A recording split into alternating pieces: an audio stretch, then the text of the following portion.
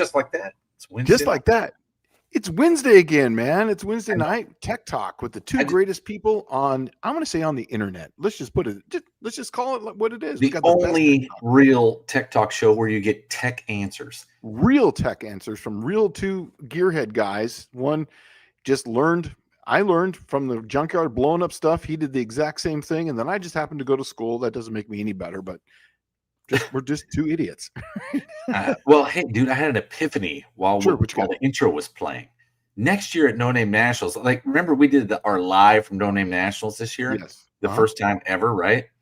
And I'm thinking, dude, next year at the live from No Name Nationals, you and Dead Dodge Garage and maybe Vintage Adventure Drives should play the intro live. Dude, that would be... if they're there on Wednesday, I would say absolutely I am down, because I was talking to you about it this morning. I didn't know that. I knew that Dead Dodge Garage played guitar, but I didn't know if he played drums or not. But I was telling you this morning, I was like, I'm going to ask Vintage Adventure Drives if you know, now that I know he plays, tell me a couple songs. I'll learn them up, and then we'll jam together. But dude, you should do our intro jam live for real. That would be freaking awesome. Yeah, that would be good. But see, I would have to bring a cajon box. I don't want to bring a whole set.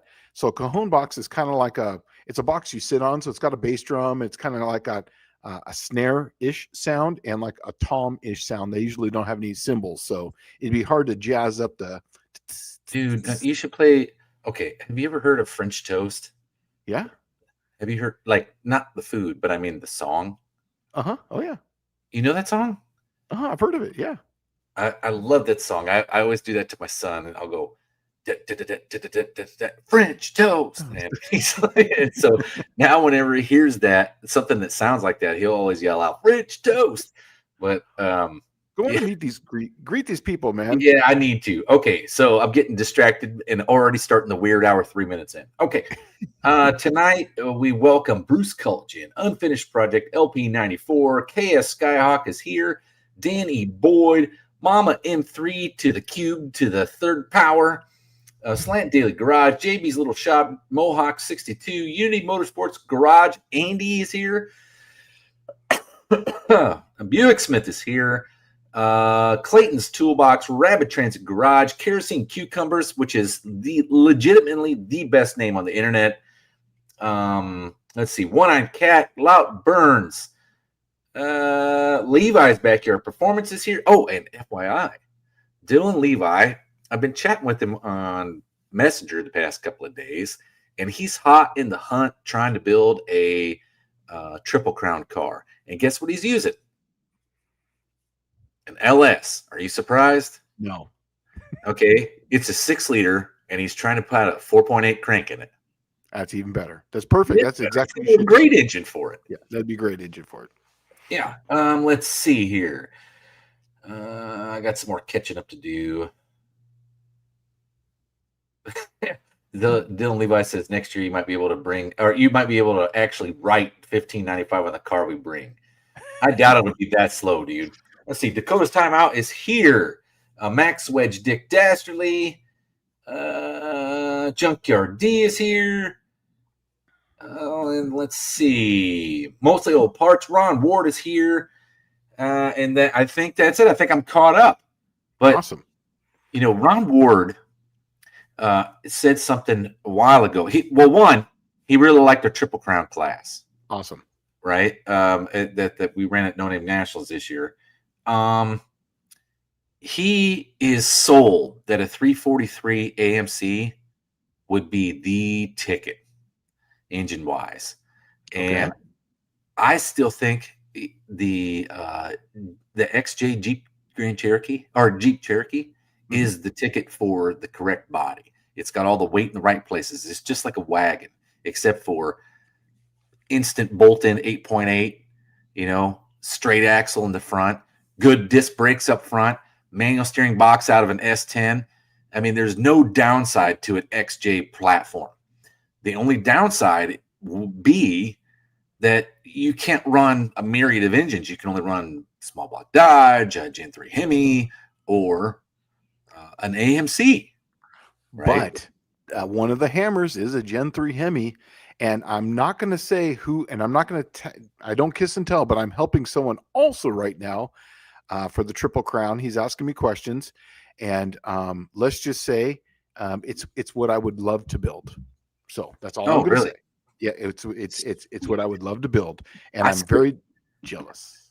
I still think that Ron Ward's idea with the 343 AMC is the ticket. Yeah. So Ron's asking Slant Daily, Shane, back in the day, Direct Connection offered porting templates for big block Mopars. Did Direct Connection ever offer porting templates for small block heads? Yes, they did. In fact, I still have a set up here. I actually have a few sets. They came with, like you put it this way, this way, this way, this way, intake and exhaust. I have them for the J head. I forget the number, 915 J head, I think is what it is. I also have a set for the X head, the W2 Econo, and something else. They were little plastic pieces, and you would put them into the port, and you would make these little marks, and it gives you a little book on how to port them. So yes, they did. And the first ones I ever bought were the big block ones because I was doing 400s at the time in the 90s, and then I went on to the small blocks, and that's how I learned about it. So yes, they did. I need to ask you a favor. Junkyard D707. Can you click on that one? Junkyard D707. Yeah. Get down here. So Dodge can go in an AMC body. That's what it should be. Yes. Okay. So I'll do two explanations here because there's two people in a row here that I could really drive a point home here. Okay. So AMC was purchased by Chrysler in 1985, I think is what it was. Yeah, 87, 88, 89, right in that range. Okay, so technically AMC went away after that. So yes, you can use an AMC in an AMC or a Dodge in an AMC, which if you were really on it, you get like an AMC Spirit and put a freaking Gen 3 Hemi in there and just maul everyone. That's what I think would be the ticket. But here's the reason. It's so plentiful. But I want to specify something. I did this rule on purpose for the cubic inch rule, so that way people could just get the coveted 6.1. You have to run a 5.7 because the 6.1 is just outside the 368 cubic inches for a reason, because of the bore. You're gonna have to run the 5.7 if you're gonna do this. So, but yeah, you can still make a 5.7 run, but a 6.1 you can really make run. So right, and then right below is Andrew Nelson's popping in here for Nivlek 57, and I just want to reiterate, okay, the reason why I'm kind of caveating into this is because AMC was bought by Chrysler, so it's not really an abandoned manufacturer. Yeah. We have what we call the orphan class or the orphans that we allow in Triple Crown. And Andrew Nelson, we did this because Andrew Nelson was asking these questions specifically, and it made a lot of sense. They had a Studebaker that normally runs a small block Chevy, and he was like, "Can I bring this?" And I said, "Well, it is a weight to cubic inch class, but then we got to kind of him and haw. The manufacturer's got to be this and that, but Studebaker is an orphaned body, right? They no longer make, they no longer make the engines, so it's not like he can get anything new to run in the class, right? So we allowed the orphans. So you got like your Studebaker, your Willys, your Henry J, the Anglia. Well, not the Anglias, they're a Ford, but those ones that have been orphaned, you can actually put any engine in an orphan platform. Okay, and it's a weight to cubic inch deal. We were trying to minimize the ringers. The whole idea behind the Triple Crown class was supposed to keep the cost low, and we didn't want having the Fox body with the LS in it or the Fox body with the Gen 3 Hemi in it, because now that's what the whole entire class would turn into, because that'd be the only thing that ran. But we were talking about having a year, so we were talking like 63, 64. Remember that we were talking like there was it was actually just you and I talking. It was like we were going to kind of give a cutoff that like after a certain year, we were just going to be kind of like, well, at that point. I thought we were talking about, because the Nelsons had essentially it's a gasser, right? And we're like, well, I guess you could pretty much run like a period correct gasser in the class, especially if it was an orphan car. The hardest thing would be the rear pickup points, though. Most gassers have ladder bars. Right, and that's where that would be the benefit of running the orphan car. Yeah. I guess is how you want to look at it, but um, I don't know how to really skin that cat. And I think since it's a weight to cubic inch class and it is an orphan body, it's kind of like gloves are off on that. At But I 100 hate, pounds. huh? At 100 pounds. Add 100 pounds to them. At We can 100 do that. pounds. Yeah. I mean, we haven't had anybody bring an orphan yet. Yeah. So if they have an orphan car, or just orphan, let's just say they bring a car, like let's say they bring a 64 whatever, right? And they have let's just say 63 or 62 whatever, Lark whatever, right? Yeah, it's a Studebaker. Yeah. Yeah. Let's just say whatever, and then they have an LS in it, so they would have to run, and the LS is a distributed list, so it'd be 100 pounds for that, and it'd be 100 pounds for the orphan car. That sounds reasonable. And the cool thing about the orphan car is it gives you options for suspension, because you can literally have a gasser. So you could have a straight axle on it. You could have a ladder bar rear suspension. But what we're trying to do is limit. I think that we really need to revisit that orphan car. I don't want to do the ladder bars. I don't want to do that just yet. I think, well, what are you going to do? I mean, they literally have no rear end bolt in. I mean, you don't have many options, Shane. But you can change the rear end. You can go to a Ford 9-inch, but then they still have to run a leaf spring in the factory pickups. But you could fabricate a Caltrax. You can put a Caltrax in one of those cars. I'm kind of wondering if it might be smarter to just do this what we already have, and then just say, okay, since you're running an orphan car and you can run the straight axle and you can run a ladder bar suspension, you got the small tire and you got that weight penalty. Okay. Right? Yeah. And then you have to run the small tire. And it doesn't matter. You just got an orphan car, you got the weight penalty, and you got the small tire, but yet you're still running the weight to cubic inch. So the smart thing to do, if that was the case, is you run a 302 cubic inch small block Chevy in an orphan car. Yeah. Right. And then just put the small slick on it. And that way it'll be within the weight. And it may have the extra 100-pound penalty, but I mean, you can get away with that by putting a 4-speed in it. You can get away with that with putting a spread bore carburetor on it. I mean, there's a lot of things you could do.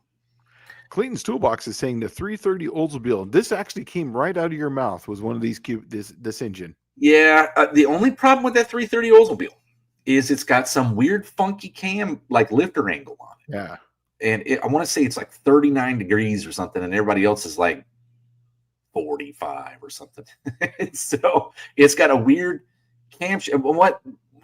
What makes this weird is that all the other manufacturers of that era were using like the same kind of angle, which was like 45. Well, Chrysler probably doesn't. I think they use something weird too, their own stuff. But Oldsmobile had two engines that were primarily this. Now, the cool thing about Oldsmobile is that the small blocks all use the same crank, but the 330 is the only one with a steel crank, right? I kind of wondered, with it having its own weird lifter angle, which causes the camshaft to be different. You cannot put the non-weird lifter angle cam in that block, right? You have to run that weird lifter angle cam. So now everything you're looking at is custom ground, and I don't think there is a roller option for them. But there is a DLC lifter for it. Is there? Yes. Really? You can put a for that DLC weird Oldsmobile one. You can put a DLC lifter. Isn't that an 842 lifter? It's an 842 lifter. So a DLC lifter doesn't care if it's a cast iron, a billet. It doesn't give a shit. Oh yeah, you're right. So you could get a round lobe cam. You could put a flat tappet on it and call it good. And you could put whatever profile you want on it because it's a round lobe. And it's also a DLC, so there's no break-in. Nope. Man, you know what? That might be an option. That 330 Olds is actually pretty stellar. The 350 Olds is literally just a bored out 330, but the 350 Olds has a ginormous board. Did you know that? It's like, I don't remember, 4.057. Wow. That's pretty good. Yeah, for just a small block. But that's, that the 330 is just like a 4-inch bore. And then like DLC lifter 3.3-inch stroke. The DLC lifter is a really awesome thing because I proved it. I just drove. I started my car up and I drove it. Didn't even break it in. I drove it all over everywhere, and then I just drove it to Dallas, Texas, and back.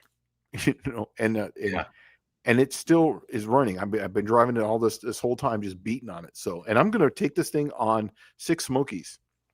And the reason why this car is not going to Six Smokies is because, just like with everything, the DLC mechanical flat tappet lifters were held up, and so that basically killed this project right off the bat. So I've been waiting for those, and it just never happened. They were supposed to be here in beginning of September, and now it was delayed till the end of October. So, well, also I gotta throw this out there for everybody. If you're gonna go on Six Smokies, I won't be there with Shane.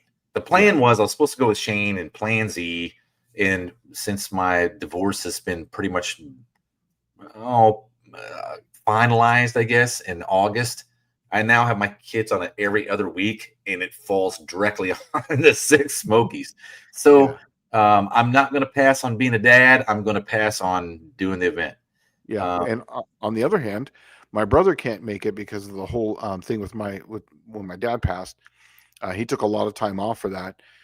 So my son, because it just happens to be fall break, my son's going to go with me now. So it's just going to be me and my son in the green car doing Six Smokies, and we're gonna have a bat and blast. We're gonna have so much fun on it. So mostly old parts. Ron Ward says, would you be nice enough to scan a copy of those templates for me working on X and J heads, please, and thank you. Yeah, no problem. Absolutely. Okay, Lout Burns says Cops in Newburgh had a 72 Hornet with a 318 unmarked car. Oh, I don't see it. Oh, right there. Yeah. And Mohawk 62 saying a small block Ford and a Jaguar. Well, dude, what about a Jaguar? Jaguar would be an orphan car, right? No, that Ford owned them for quite a. I don't know if they still own them. Would you call a Jaguar a Ford? Well, Jaguars in the 2000s were Fords. Yeah. I don't know what it is today. I think Ford sold Jaguar. So, I mean, to be smart about this, Jaguar is still its own thing, right? Can't you go out and get a new Jaguar right now? Yeah, you can. So, I don't think you would be able to put a Ford in there unless it was the Ford era Jaguar. That's what makes the most sense to me. But I to make it simple, I just say no Fords in a Jaguar because I don't know if Ford still owes them. Sure, I knock yourself out. Here's one. The Jaguar has not gone away. Ford to Mazda truck. That would work because they made the B2300s were essentially a Ranger truck. So Ron says, dang, I got to get it like, dang. If Mopar engine can go in an AMC body, I'm thinking 340, 360 is 71 Horner, heck, even a 5.9 Magnum. Agreed. Yeah. That's the whole point of it. Yeah, the whole idea was to make it simple and easy and cost effective. Let's see. SSR Performance. Let me swap my 69 Plymouth. Then it's weight to cubic inch. They don't make a Plymouth anymore. Nice try. Nice try. That's still Mopar. Come on. That's not an orphaned car. No, you cannot run a modular engine because it has to be a push rod. That's the whole point of it, is that it clearly stays in there that you have to have a push rod, and it's got to have a cam in the block, not in the head. So then Rocky Myers saying Olds and Pontiac. Okay, you guys are going down the rabbit hole. No, they're not orphaned. The primary company didn't go away. Mercury, like they stopped ceasing to make Mercury cars, but Mercury still would have a Ford in it. That's the thing. It's a Fomoco product. You know, the main company didn't go away. Studebaker went away. Yeah. So that's still a GM product. So the thing is that GM still exists. These cars are orphaned, but GM still exists. Just like with Plymouth. Plymouth went away, but Mopar is still around. So it's still a Mopar. That is still a Mopar. And so this is what whenever we talk about this, a small block and a Ford and a Miata. No Miata. I mean, what would you consider a Miata? A Miata is a Mazda. Yeah, exactly. Right, but then owned by Ford. It's owned by I don't Ford. know. It's not even owned by Ford anymore. I think they gave them up. Yeah. And so, man, and how about this? If you build it, show up, everyone votes on it, because there's going to be too many. Everyone's going to come up with these little rabbit hole things. Well, the whole idea was the orphan cars to give them the opportunity to race. Yeah, we'll just take the damn orphan cars out if it's going to be a complex pain in the ass, right? Exactly. I wanted to make it easy, you know, and then there's so many manufacturers that don't exist anymore that fuck it, we'll just leave them out. Right, I'm telling you. Yeah, I mean, God. Right, here you go, Buick Smith. Question for you. Go for it, man. Okay, the TA350 aluminum heads run a wider spacing to use bigger valves, but are still in the factory angle. Is this still technically legal for the Triple Crown class? It would be legal because the only thing it manages is valve angle. It's the only thing that says on there. It has to be cast parts, right? So you can't have like a sheet metal intake or a billet head, but it has to be cast. And if those are cast and they use the factory valve angle, they're good to go. Yeah. Now, would you be able to afford them and then still run Triple Crown? Would it be worthwhile? I don't know. You know, that those heads are stupid expensive. I mean, for a small block, they're like $3,000 something. Yeah. Now I'm with word on this, Ron. I'm talking with ladder bars. No ladder bars at all. I say if you get an orphan car, here's the thing. We're still talking about it. We'll figure it out later. But here's the thing: is that if you're an orphan car, you still have to run the factory pickup points. And if it's a leaf spring car, which it probably is going to be, it's going to have to be leaf springs, and you're going to have to adapt your own Caltrax to it somehow and make it work. So that's just maybe that's. I don't know. Levi was asking earlier, do we have any 26 rules? We don't have any 26 rules. These were some of the things that we wanted to visit in there was the orphan stuff, because I feel that there should be a place for the orphan cars, right? There's just too many of them. But the parent company has to no longer exist for it to be considered an orphan. You know, just because GM downsized and got rid of Oldsmobile and Pontiac because of bad business practices. I mean, did I say that out loud? That doesn't mean they're orphaned. They're literally still in the GM inventory. GM could resurrect them tomorrow if they wanted. They just don't, because they got bad business practices and make stuff that nobody wants. Edsel, to me, that's a Ford. It is a Ford. Yeah. So, and then like, here's another one. Imperial was a make. Imperial was its own make? I don't know. That's something that I would have to see. And if you're talking about some weird 30s car, you probably don't have a chance anyway. Yeah, exactly. I mean, do you have one? Do you have an Imperial, or are we just thinking things up to throw at the wall here? Right, exactly. Only if you have that car sitting in your backyard, send me some pictures of it, and we'll talk about it. We'll make it so that way you can run that. But until then, none of these little rabbit hole cars, to make it a little easier.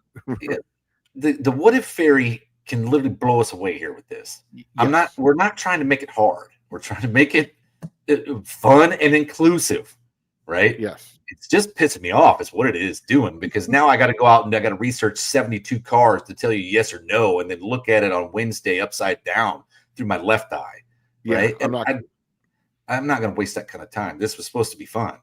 Yeah. Okay. Here's another one. Mitsubishi Starion. With a small block Mopar. That I think probably would be acceptable. Yes, I agree. Yeah. Let's see. Levi's backyard performance. Can the front suspension be modified like that? Because if so, you just gave me a wonderful idea for a car that's on my radar. Now, okay, if it is a non-orphaned car, where do you see that one at? What number? What date? Because it says 714. I haven't even caught up yet. I don't even. Oh, okay. So you're so far behind. Okay. Can the front suspension be modified like that? Because if it's so, it just gave me a wonderful idea. Only if it's an orphaned car. Okay. The reason why we do that is because you can't. No one makes any race parts for something that doesn't exist anymore. Exactly. Right. And so we allowed them to run the best front suspension you could, which would be the straight axle, because virtually any straight axle can be put in the thing. Yeah, and you can get a Jeep one cheap. You know, they're at the wrecking yards. Yeah. Now, if you're talking about that Opel you were running across my plate earlier, no, that's still GM, and GM still exists. So you got to still run that Opel front suspension. Yeah, exactly. Yeah, I'm gonna jump back ahead because there was actually some Did you already get this one? Levi's backyard performance. I'm pretty sure I know the answer, but can we run the 26-inch tire if we're above our race weight? The car I'm thinking of using, I'm afraid a 25 or 20, a 10.5 won't fit. Okay, so I'm in this same situation. My 63 Buick doesn't have the wheel wells to accommodate a 10.5. You can use the 26-inch tire. Actually, if you're allowed, let's say a 28 by 10.5, you could use a 28 by 10, a 28 by 9, a 28 by 8, a 28 by 7. Now, what I'm kind of wondering is that's one thing that we should probably visit is surface area, because if you give up the width, can you gain some height? Now, I know height is much more beneficial. It's rollout. Yep. Right. But there's got to be some kind of compromise for that, I'm assuming. I was actually going to try to just keep it so that way we don't get so crazy on it. For the first, let's just keep the 2 tires. That makes it simple. That way, we don't have to worry about contact patch. We don't have to do math or anything like that. 2 tires, 28. If you can't fit the 28 1050, then you got to run the 26 8.5, and that's just the way it is. Okay, that makes things simple. Make it simple. Until we run into another problem, let's just keep it simple, because I can already tell you like this one right here, a Triton with a V10. Well, you have a 368 cubic inch rule, so that's not going to work. Here's another one, the Conquest. Conquest is that's totally fine. That would be a Gen 3 Hemi. Yeah, exactly. Yeah, but the Conquest is the same car as the Starion. Yes, exact same car. Here's another one too. Viper engine, no, because it's over the 368 cubic inch. That's the reason why I did that. Here's another one. Jaguar V12, no, it's over. The rules actually state V8, yes, V6, inline 6, and 4-banger. Exactly. That's exactly right. He goes, just allow engine swaps and add 100 pounds. Simple. No, it's not that simple. No, we don't want to do that. All right. The whole idea was to not build a class full of ringers. And then next year, the class is fucked where nobody could run it because you're going to have to spend $30,000 to unhinge the ringer. Yep. Right. It was supposed to keep it cost effective and enjoyable. Yes. Right. But when one person shows up with the best engine combination and the best transmission combination and the best chassis, how do you defeat the best of the best of the best? That's right. You can't. You got to spend bucket loads of money to do that. And that's why some have their pros and some have their cons, and some have other pros with other cons. That way you have to pick and choose with what you have. Nothing is a perfect combination as it sits. That's why we did this. Yeah, and so we didn't want somebody running away with it because, it'd be a great show once, and then it's over. I mean, like and SSR Performance, I mean, you guys are already the front runners. How would you feel if you showed up with your car and somebody ran a 640 with the best of the best of the best combination? Yeah. And then you are a second out, and to compete with that guy, you got to spend $30,000, $40,000. Exactly. It would make it absolutely junk overnight. And that's what we were trying to keep from doing. And have something that was, I mean, there's a million ways you could knock the end off of this thing and it just fall apart. He says it's pretty good right here.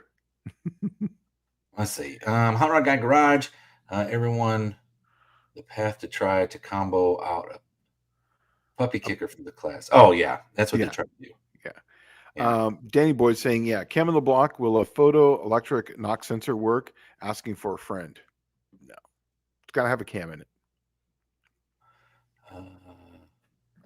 I'm trying to get caught up here. Well, Big Block 402 saying just make 96 the cutoff year for inches. Well, can't really do that when they're manufacturing the bajillion LSs sitting in the junkyard. Yeah, right. Yeah, Gen 3 Hemis. I mean, if we made it to where it was a 96 cutoff in 20 years, I mean, I know that's saying something stupid because right now everything seems to be very plentiful, but they haven't made a small block Ford since 2001. Yeah. Right. And they're already starting to get scarce in the junkyards now. Yeah. So we actually have this rule. So no Lexan windows except for a rear window on a Ford for the roll bar to pass through. We did that on purpose. We just don't want a bunch of Lexan windows. Here's actually a really good one. Are W series Mopar heads allowed? No, they are not. Believe the valve angles stayed the same, but push rod angles changed. No, the W's have a canted valve. So the small block Mopar is a wedge head. The W heads are canted valves, and they move the Like intakes and the exhaust, and it's actually a whole different game. So no, they are not allowed. For that exact reason, is that if someone had a W engine, I mean, that's an 800 horsepower engine at 358 cubic inches. So literally, it would be perfect to go in there, and it would run rings around everybody. And you've got a $12,000, $13,000, and you would just be the ringer and destroy everyone. So that's the reason why we have the valve angle. And if it's a wedge head, it's a wedge head. The Ford, I believe, is the Cleveland. The Clevor is the only one that can really kind of do that because they came like that. So, yeah, but I mean, the cleaver combination, I think that really, I don't know. Maybe we should just get nuts on these rules and have 4, 5, 6 pages we got to edit every year. No, I'm not going to do that because that's why we just keep I the tire. agree. Yeah, I think if you're talking cleaver combinations, because I could see this getting out of hand really fast with cleaver combinations, right? I think, hey, 302 cubic inches or less for cleaver combinations. And that's because that's the only one that's ever produced. Yeah, right. So an 84 Cutlass have an LS engine. Absolutely. Yes. 100%. Yes. We originally, when we were kind of kicking this idea around, we did not want that. But then it was like, you know what? It is a GM engine. I mean, exactly. What do you do? It's just like a Gen 3 Hemi. It's like saying, no, you can't put that in a Diplomat. Well, you could because it's still a Chrysler product. Yeah, exactly. Yeah. Like I said, we were trying to make it so that way it was that everybody can keep the cost down, Let's see. Ron Moore saying no wheelie bars. That's correct. And then no Lexan windows except to the rear window and a pickup for roll bar passer. I think that's what we came up with. Yes, exactly.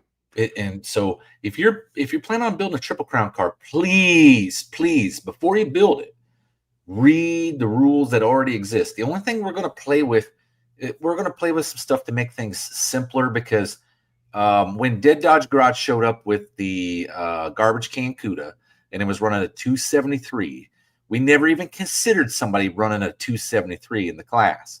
And what we should have done is just made a call with all the racers there where we allow him to run at minimum class weight, which was 2,700 pounds.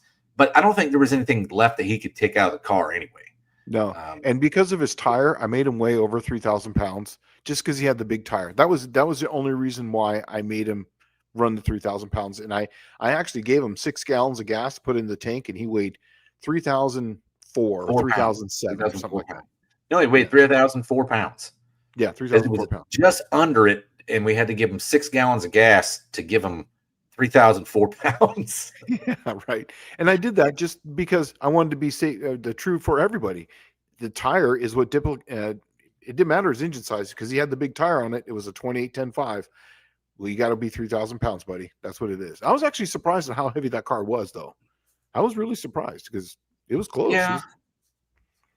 Yeah, well, I mean, it probably has some good stuff on it, but it's 8 3/4 rear end, and I know that he had an A833 in there, and they're not light. It is aluminum. Yeah, it is aluminum, but it's still not super duper light. Yeah, it's right, 150 pounds. I'm with Blue Grid on this. Keep it simple. Carburetor with a distributor. Exactly. That's exactly what it's for. That was the whole point. The only reason that we even allowed the DIS stuff, the distributorless ignition stuff, is because the LS was so plentiful and the Gen 3 Hemi was so plentiful. Yeah, exactly. And Ron, I really wanted to do this. But I didn't want to. We really wanted distributor and carburetor as well. Exactly. But we didn't want to have people have to have the distributor. I mean, that's like a $2,500 setup for like a Gen 3 Hemi because it's like 2 plugs and on each cylinder, and then the LS is like another $1,000. It was just like, at that point, just they'll have to run 100 pounds, but then they have the computer. So here's First Responder Garage as Starlight Toyota. So you get a little small Toyota and then put a Toyota V8 in it. I think all of the Toyota V8s are overhead cam. Exactly. So, yes, Mohawk 62 was saying like Hudson, Studebaker, Willis, Nash, Tucker. Yes. We just wanted to have a place for orphans to run. But mainly, if you look at like 60s, like I don't know, legit gassers from that era, a lot of them were the small cars that are orphans now, and so that's what we were trying to include, is that we're trying to make the class essentially inclusive, because you're running weight to cubic inch. It doesn't really matter kind of how it's shaped, they're all pretty much the same weight to cubic inch, but based on the manufacturer, you're going to have a positive engine and generally the negative suspension, right? Like, Yep. think about it. A 65 Mustang. 65 Mustang is super lightweight. You could put a small block Ford in there that can make good power. Yep. But it's got leaf spring rear end. And it's a right? crappy leaf spring. Yeah. And you can make them work, but, in comparison to a Fox body's got a great triangulated 4-link. And then you can run the 302 in that, and you can actually get down to weight. But only that 65 Mustang is going to show up weighing bare minimum class weight, because that's the only one that probably can. Yeah, and Ron, this is because the P heads were so plentiful. Also, that's the reason why I didn't want to do this either. So yeah, that's the main reason for that. Because I didn't want to have exotic heads just because NASCAR, you can find this stuff on racers junk, but then somebody's just builds a ringer. Well, so Bobby Frizella said, I may not be able to use my 47 Ford next year for the Triple Crown. It doesn't have a stock front suspension. It now has a gasser setup. That's the kind of cars that we were talking about, eliminating the front, because the front suspension on them is virtually a freaking buggy spring. Exactly. And that's where we were saying, like, hey, anything before this, you can have a straight axle in it. But it can't have ladder bars. You'd have to have it would have to have like a parallel leaf setup in that car, probably. Yeah. I don't know. It might actually be a transverse leaf. It could be. You might be hating life. Yeah, you might be hating life in that. And well, here's the thing, is that I really thought about Big Block 402 when we were talking about these rules. So, I mean, he's got at the time he was going to build the 355. He was going to have a tunnel ram, twin VRSs, and that was basically kind of like how I was thinking about the class is something like this. He's got a small block. At the time he had a big block, but he had a small block on the side, and he could put it in there and run, and it would be fun. It would be a pretty decent thing. And if you make a 355 in candy cane and get that compression up and get some decent head flow on that thing, you'll be competitive. I mean, if you're running anywhere in the 7s, you will be competitive. I mean, that's proven. Well, and Ray says here at 7:36, I'm just a little bit behind. He says, I had fun even though I went out in the first round.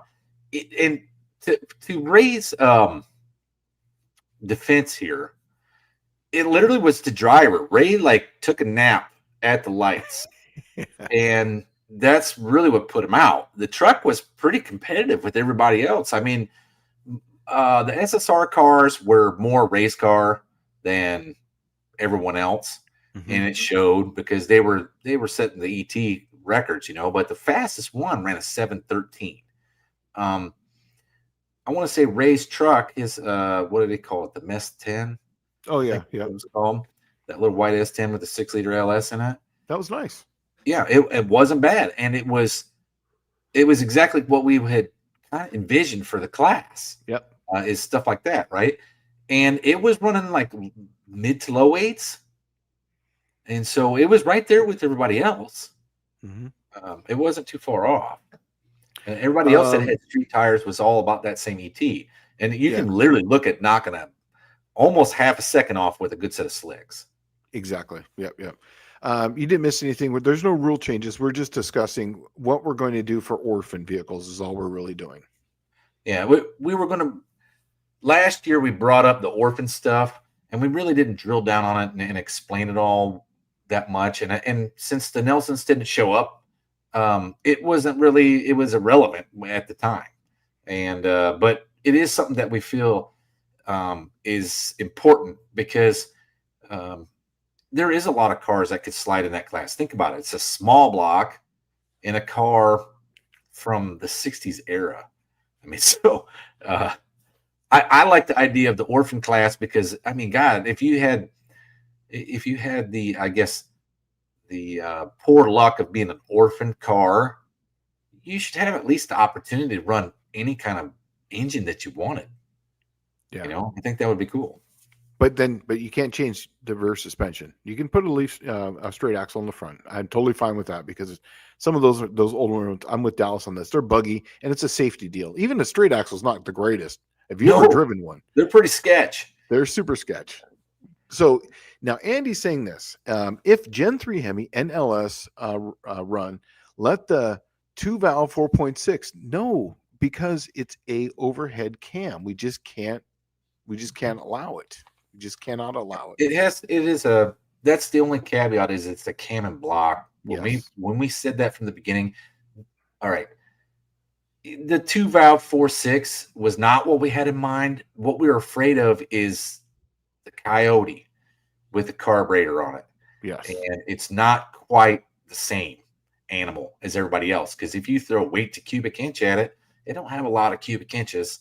And it makes just as much horsepower as a Gen 3 Hemi. So yeah.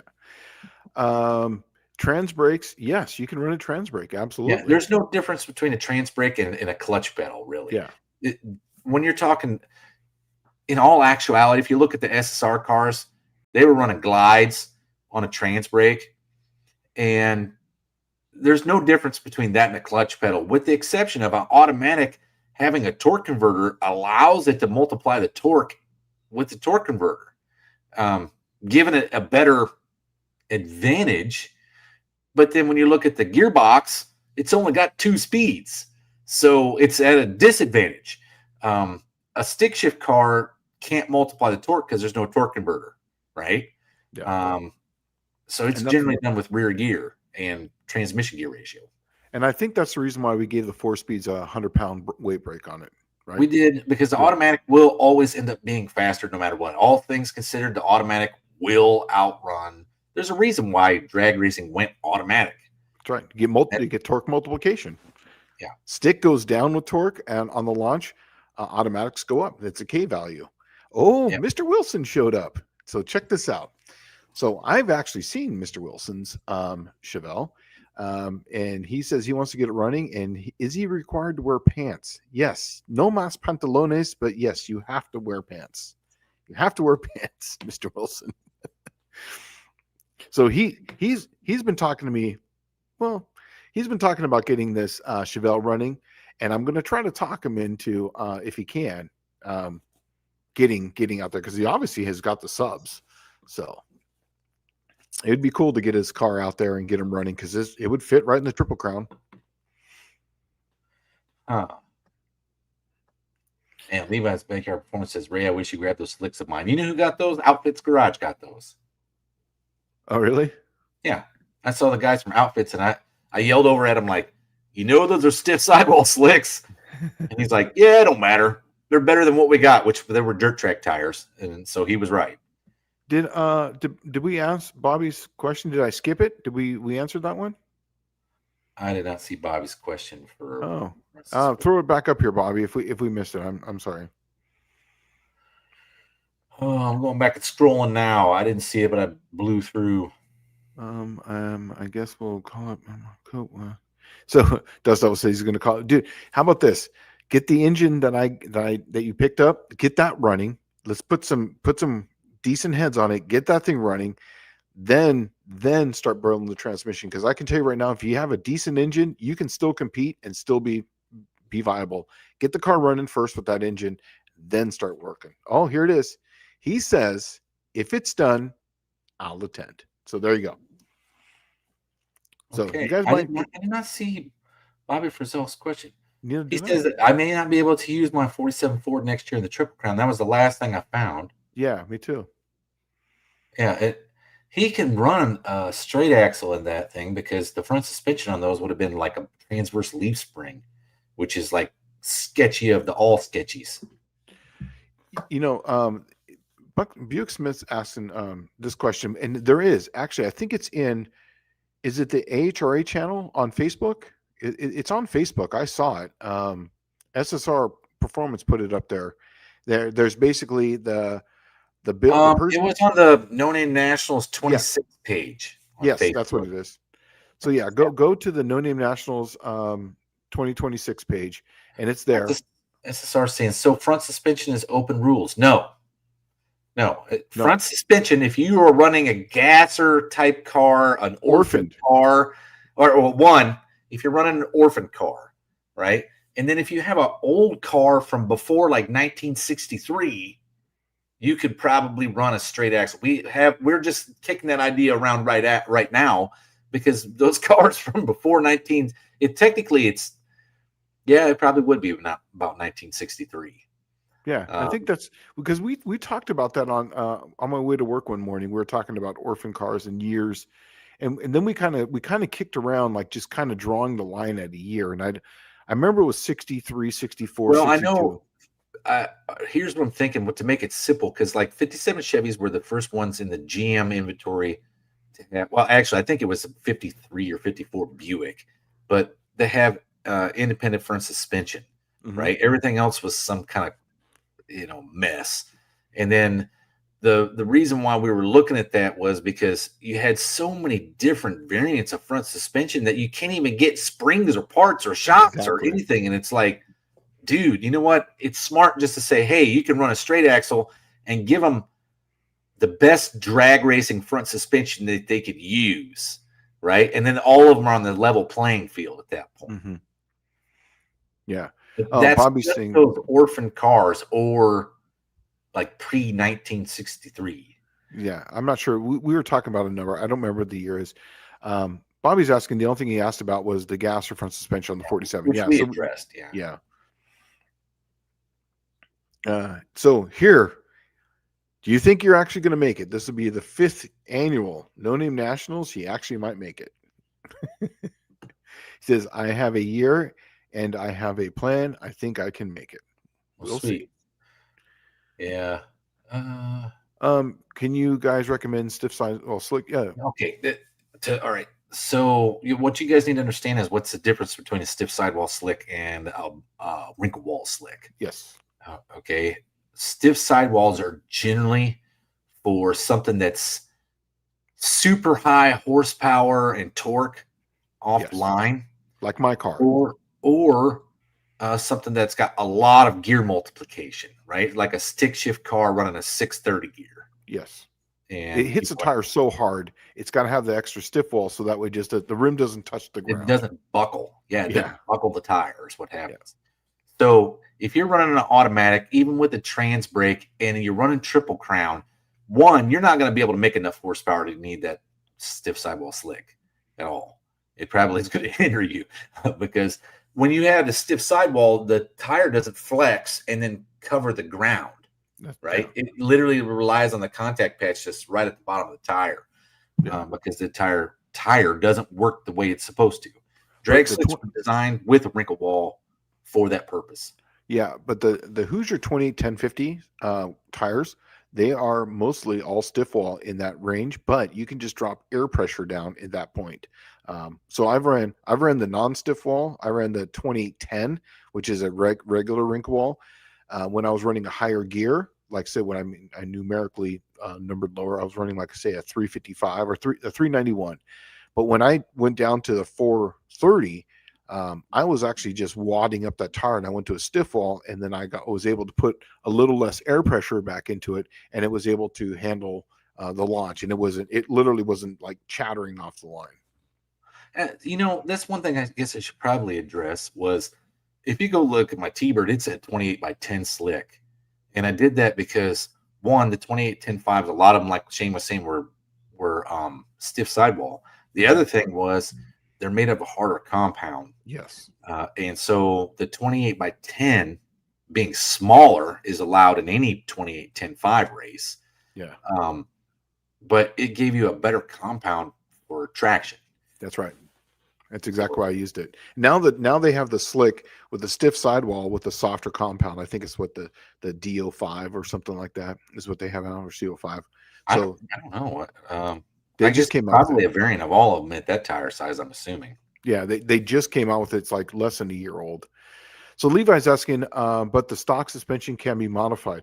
Here's the thing is that it has to have the factory pickup point. So in the rear, if you have a Leaf Spring car, wherever those pickup points are, they have to stay there. And we did that so that way people weren't, doing massive tubs and doing all this different things.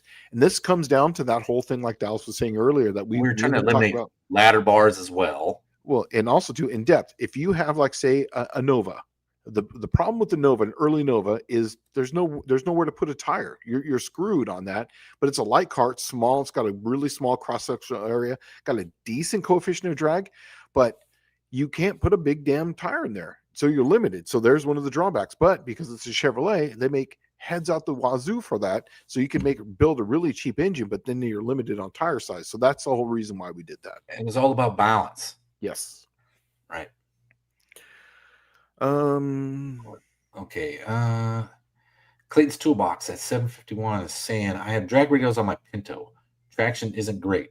I'll be looking for soft wall tires soon, 26 by 8.5. What brand do you recommend? Well, it just so happens I used to race 26 by 8.5 inch class. Way back when, I think it was called Outlaw 28 or Outlaw 8.5. 8.5 Outlaw. That's what it was. Yeah. 8.5 Outlaw. And I had the best luck with the Hoosiers. Yeah, that's the one I had the best luck with. Me too. That's exactly what I'm saying. I ran that same tire for a while too, and that's exactly what I had. And I had the Hoosiers, and I had a 9-inch rim, and it literally just planted that whole thing down. Yeah, that's what I had too. I was running a 9-inch wheel, and then it just stretches them out. Matter of fact, when I think probably the third year I was doing that, they were like, no more 9 or 10-inch rims. Exactly. They had to run an 8. They had to run an 8-inch, so that's why I went back to the 28 1050 tire. I was like, well, there's no point in rerunning that anymore. Ron's smart on this one. He goes, man, I'm a big fan of the 28 9-inch. It's like less weight, less rolling resistance, and can fit a 10-inch wheel and clear inner wheel wells without modification. Exactly, and then you get the full contact patch. So if you guys if you have been really thinking about run Triple Crown or this small tire stuff, okay, you do one thing I'll throw out there is that the smaller the tire that you have, generally the quicker ET that you're capable of running. Okay, and it'll generally mile an hour faster because it's got less surface area contact patch. And when you get to the big tall tires, I mean, they'll slow you down. And if you go 1 pound difference, like say 14 to 15 pounds in a, let's say 28 10.5 tire, you might pick up 2 miles an hour just from going tire pressure a little bit more. When you go to a smaller slick like this, generally, if you can get it to hook, and this is where the ideal situation would be okay, let's take the SSR cars, for example. They are all running a glide on a trans brake with a converter that's say 3,500, $4,000. And plus small block, right? And they can probably make that 28 by 9 slick work. There's nothing saying that they have to run that 28 by 10.5. They could put that 28 by 9 on there and probably gain some mile an hour and lower the ET because it's less contact patch. But because it has a power glide, it can't multiply the torque so much to overpower the tire generally. Yeah, because the first gear ratio. Yeah. Yeah. Usually when and everybody's thinking, oh man, I'm stuck with a smaller slick. Not if you that's actually a big plus. You may be down on cubic inches, but man, because the setup that you have engine wise, that smaller slick is a blessing. But all right. SSR Performance does say something here, but there's a caveat to this. And I agree with him to a point. Is stiffer the sidewall, the faster you'll go. Case in point, basically, is a drag radials. But here's the thing: you have to have the prep for that. I can tell you firsthand that because that track, we had so many hard tires go down there. I've been down I've been down roads and drag raced on city streets that actually had more traction than that track did when I was running down that track. I had to take so much power. I took 100 horsepower in my car to barely make a 577 out of the car. I had to ramp it in almost over 3 seconds, 3-second span, to get that car to go. So here's the thing is that because I agree with you, the drag radials, they will go faster, but you have to have a radial prep. A radial prep is literally take your shoe off. Isn't it that those things have such a small contact patch too. It Drag radial, depends on because they don't. It doesn't work like a.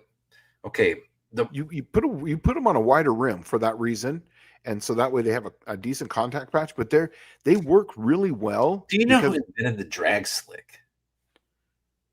The tire that we use today, the wrinkle wall drag slick. No, is it Goodyear? No, it was Mickey Thompson. Mickey Thompson. Okay. Yeah, Mickey Thompson invented that. It, like before the tire name, because the tire really isn't Mickey Thompson tire. I'm gonna let you guys know that it's actually like Mickelson and Thompson. But those tires, MT tires, were made by Mickey Thompson and this other guy that was his partner for the purpose of him having tires that were capable of being run on Indy cars and for land speed record racing, because no one manufactured a tire. He had to have custom tires made.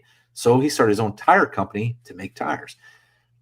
That continued to exist after Mickey died because he had a partner that was still alive, right? But Mickey Thompson created the wrinkle wall slick.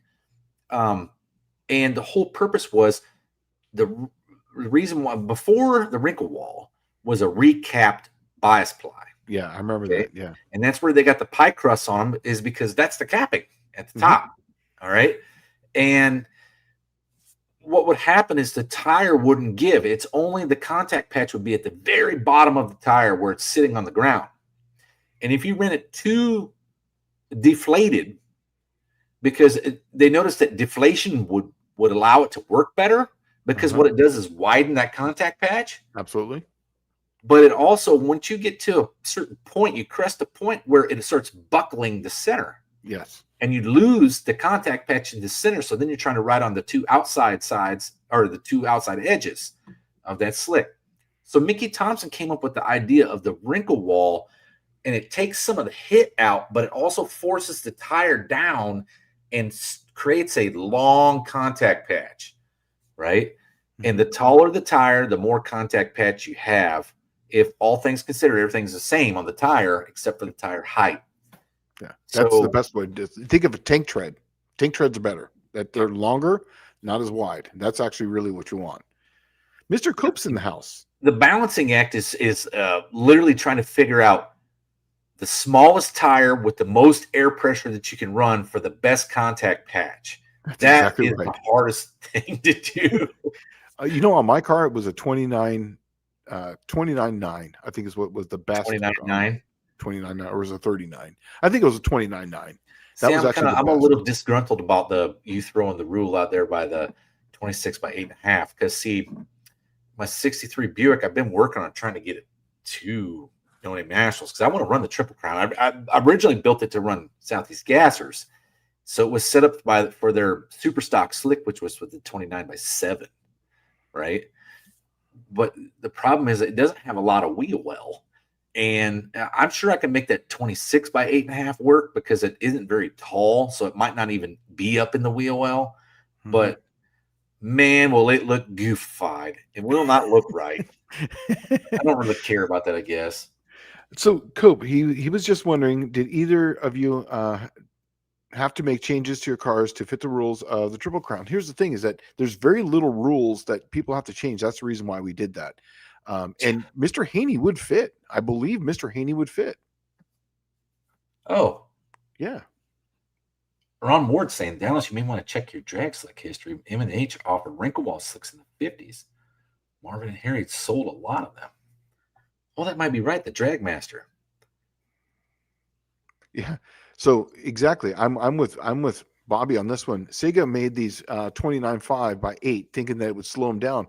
No, it'd make them go faster because the contact patch went this way, but it rolled out. So now you have a longer contact patch, and that's exactly what you want because that creates more surface area. And that's where the friction happens. Not this way, but this way is the better way to do it. So I agree with him. That's exactly what would happen. And I loved it. Huh. Well, I may be wrong. Ron Ward here saying that I'm check my drag slick history. M&H offered the wrinkle wall, which I'm thinking is the Drag Master. He may be right. He probably is. I don't know. Hey, someone's saying that the Memphis track, I kind of was reading that in the chats that the Memphis track is up for sale. I don't know the asking price. Hasn't it been up for sale for like 2-3 years now? Yep. Yeah, it's been up for a while. But the problem is unless you got millions on the side, millions, because they've taken down all the buildings. I drove by it the other day. It took most of the buildings down. All the stands were sold. There's literally grass growing out of every crack out of everywhere. So literally, it's going to be millions of dollars to fix it up for anyone. So, yeah. I wish, I got pictures of me going down Memphis way back in like 1994, 93 maybe. And it was pretty dumpy back then, unfortunately. I jacked my car up, put my racing slicks on, went out and did a burnout, came back after making one-time run. I didn't even have slicks or a jack anymore. They took the four-way. They took the fucking four-way. Yeah. So Ron Ward puts up there, and I'm going to add a little to this. He says SSR Performance radials by design have less rolling resistance, which is true, than a bias ply. The caveat is that drag radials they aren't as consistent as slicks. And here's the thing, is that a slick will literally grab the surface. I don't use no matter what, but most of the time, where radial has to have so much prep. And here's the thing, is that a slick, you can usually drive through tire shake, sometimes you can drive through obstacles, or not obstacles, but like say bumps or hit something, or the car gets a little out of shape because of the sidewall it gives. On a drag radial, I've raced with drag radials before. That car has to be set up perfect. The track has to be sticky, and it's not as forgiving as a slick. And that's the only reason why I'm not doing a bunch of radial. My triangular 4-link on my car, on the Cookie Monster, would love a radial. I just don't want to race radials because of that whole thing. I'm just not into it.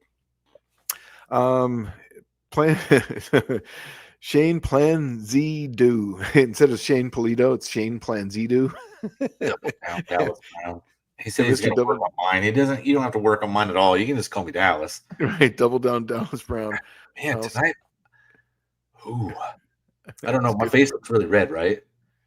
Yeah. Yeah, I'm freaking, for some reason, man, I am anxiety up tonight.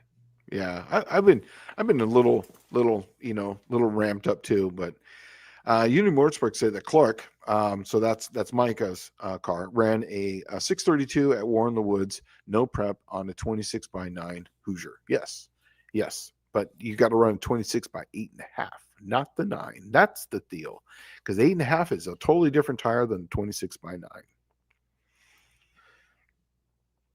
People are just greeting each other. Sorry, I'm a little behind. I'm trying to get us caught up. So, okay.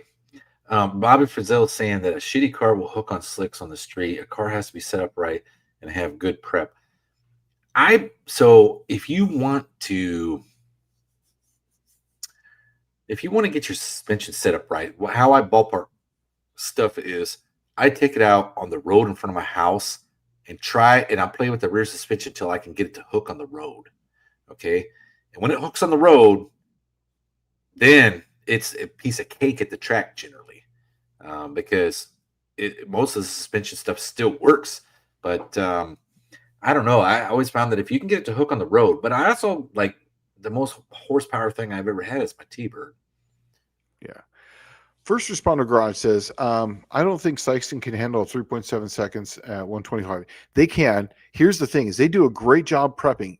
Here's the thing, is that we allow so many hard tire cars down there. There's no point in constantly prepping that, because that stuff's expensive. So that's kind of the thing, is that you have to deal with the track as far as what it is. And there's a lot of hard tire cars. That's why when you go to like Six Smokies or 66 or whatever, they'll have a radial prep. Then they'll bring out the radial cars first, then they'll bring out the slick cars, and then they'll bring out the hard tire cars for that reason. So they have to constantly prep the track. So that's one of the things, you have to get down the same track everybody does. So let's see. All right. Levi's Backyard Performance has I see that. I'm not a Triple Crown guy yet. I haven't even got there. But Levi's Backyard Performance, what's the ruling on having body say the car you buy doesn't have fenders, hood, grill, etc. All right. So this is a good question, because in reality, it is a weight to cubic inch class. Mm-hmm. Okay. If you have X of the X cubic inches, take that times 9, and that's what the car must weigh. It doesn't say in the rules where you have to take the weight out or add weight in. Okay. But there is a limit on what you can and can't do. Right. Like in the class, rules, I think we're allowed, it says you're allowed to have a fiberglass bumper and stuff, right? Where did I put those rules at? I had them somewhere because it does say fiberglass bumpers. A fiberglass hood, I think, is the only thing allowed. Oh, and a deck lid. Okay. Now, the more I think about that, the more I think that that's kind of irrelevant, right? I guess. But I don't want a bunch of weight to cubic inch. I get it, but then they don't look like cars anymore. Then you're gonna have cars with no doors and no hoods and no front ends, and But isn't that what we do as YouTubers? Ridiculous, crazy, stupid stuff. I don't know. I mean, the vet cart would have never been born if they were in a class that said you have to have a front bumper. Yeah. It's stuff like that makes me wonder. Being weight to cubic inch, I don't really mind, but I think a lot of it has to do with basic safety rules at a drag strip. Generally say, most of the time they say you have to have a hood, and that's to contain essentially a fire. Fire and gasoline if it comes out, and that way it's not a ball of fire coming up. And I believe some of them are now. Deke will correct me on this, but I believe that reading some of the rules that if you have no hood on, you got to have some sort of fire suppression of some sort. I believe at a certain speed for that reason, right there.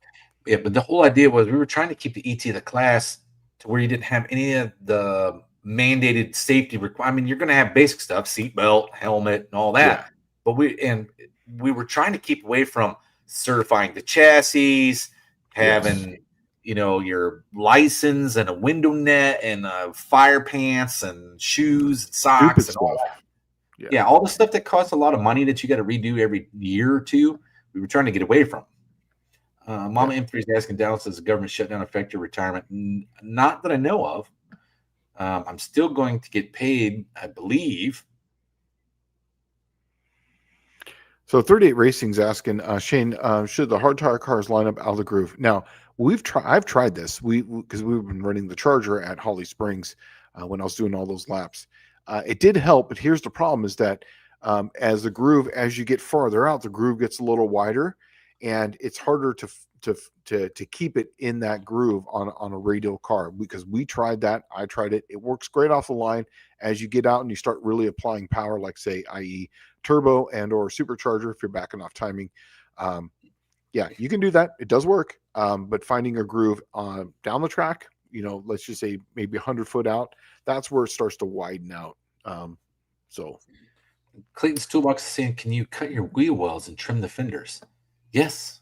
Yeah. Yep. There's nothing saying you have to have wheel wells. Let's see.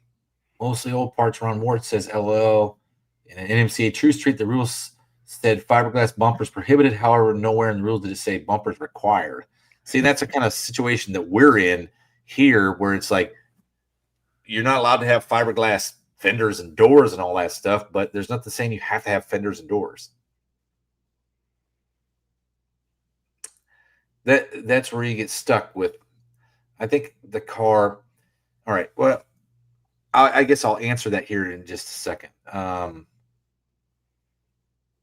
Direct Connection says, didn't the Triple Crown cars have to drive to Lambert's originally as in street legal?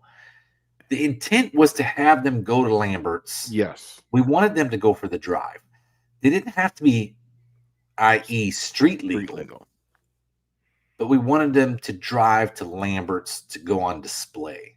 Yes. So people could see them. That was the idea. That was literally what we wanted. And I think we might implicate that this year. I think we might put that in there because I was talking to Dallas about that. In fact, after the Nationals, I was telling him, like, look, I think they should at least make the drive to Lambert's. They should have to make the drive to Lambert's. I mean, you still like that, right?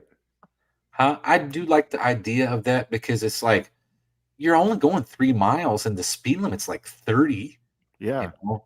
And we have a didn't we have like a parade or like We had a police escort, yeah, or police it wasn't escort. an escort. It was I don't know. The police blocked off the road so that we could go straight there. Right Mhm. now, I don't know if they're going to give you a ticket for no exhaust or no plates or insurance. I'm sure they probably would be on public roads, but you are just going 3 miles to Lambert's and back.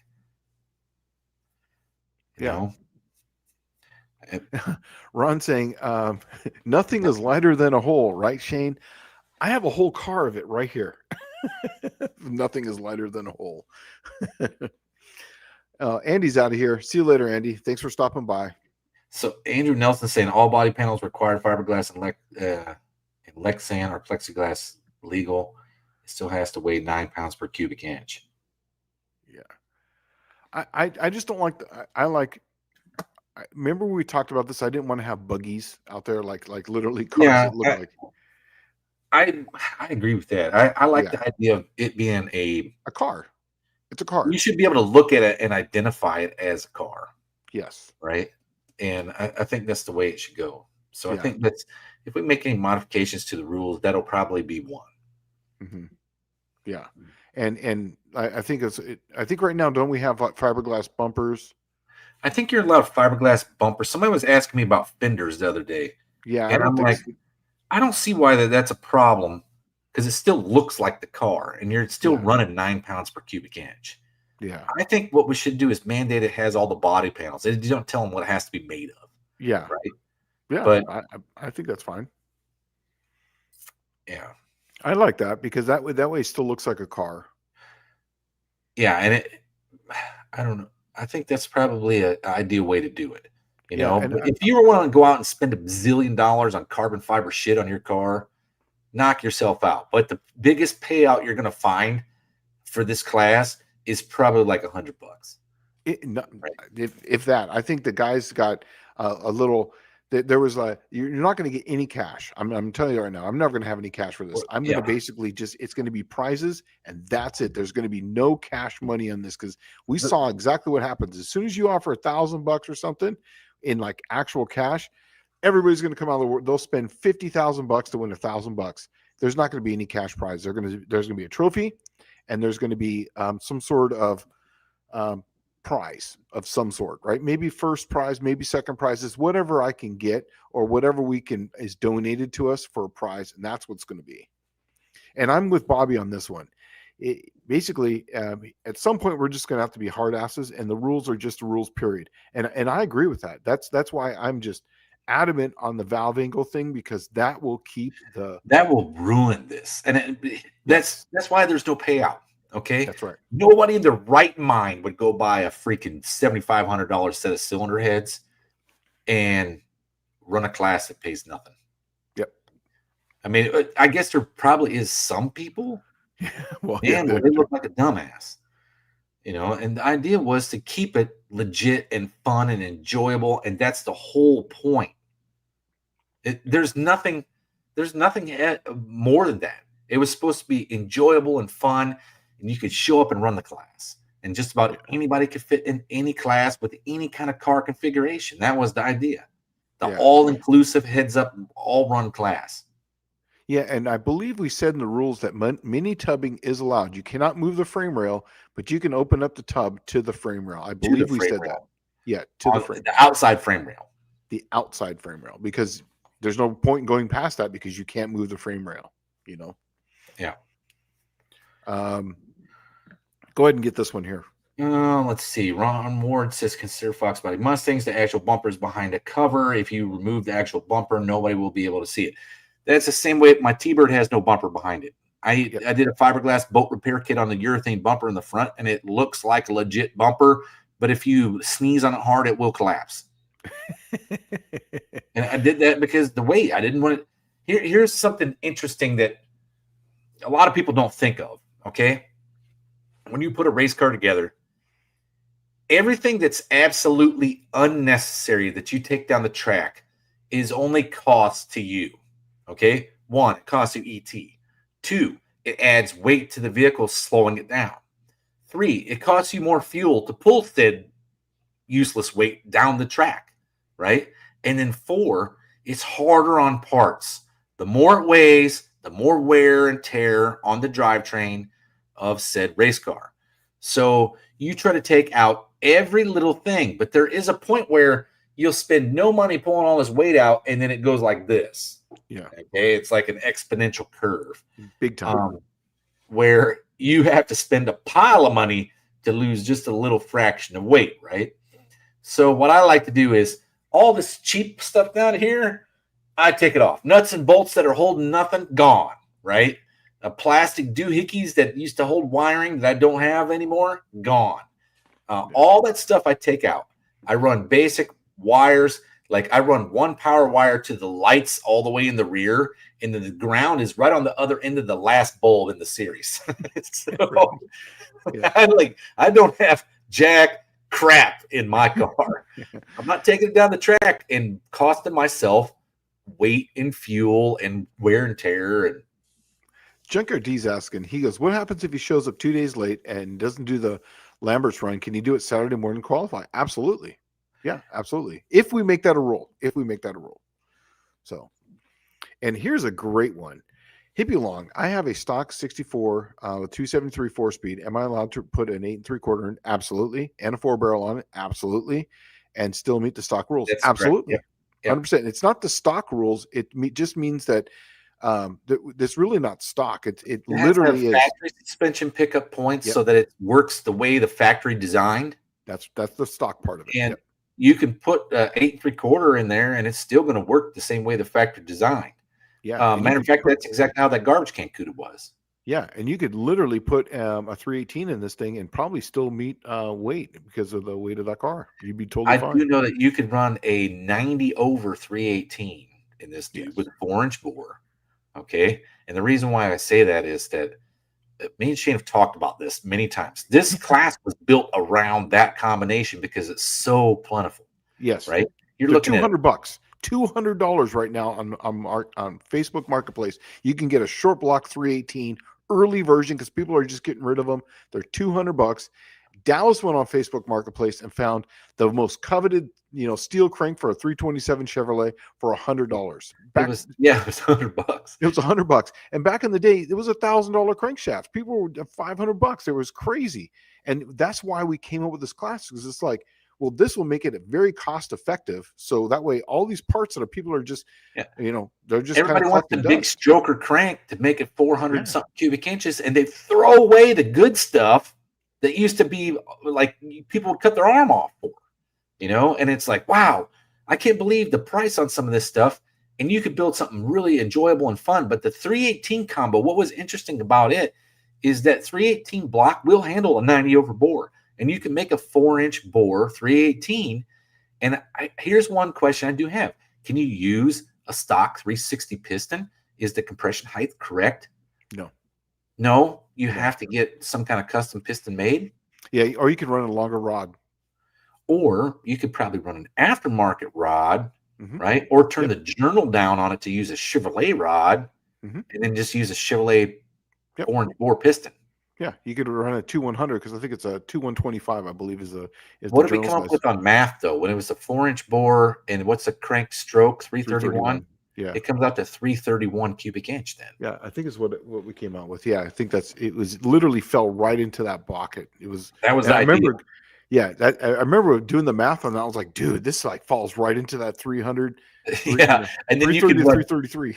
any of the good heads because it's got a 4-inch bore. Yeah, you can run a 202 valve then and be fine. Yeah. Yeah, and then Chevrolet small block, same thing. Ford small block. All you need is that 325-inch stroke crank for 302, and you are in like Flynn. Yeah. Buick Smith saying, right, the wheel tubs allow the bigger slick to fitting, and that's exactly why we did that. So that way you can have, if you just see, especially if you're running a Mopar, let's just think of Mopar. Mini tubbing a Mopar is literally the easiest thing to do. They sell offset shackles and everything just for this, and that's the reason why I had that, is that you could move that fender well right to the frame rail. You're not moving anything, and that way you can put a bigger tire on there just for this reason. So the other idea was this: the Nova. Think about the Nova again. Okay, he's literally got a 9-inch slick limitation on the wheel well. Yep. A 327 Nova is a common thing. And 3,000 pounds, they're generally there all the time. And that's about what they are. Is that car fits right in that category. But also, because the Nova is the predated platform for the Camaro, it's the same car, right? So you got the same problem. So you have to move the wheel wells inward. Falcon falls under that. So does the Mustang, the early Mustang. Yep. Falls under all that. So we thought, all right, open up the wheel wells to accommodate the slick that's mandated for the max slick that they could run is the smart thing to do.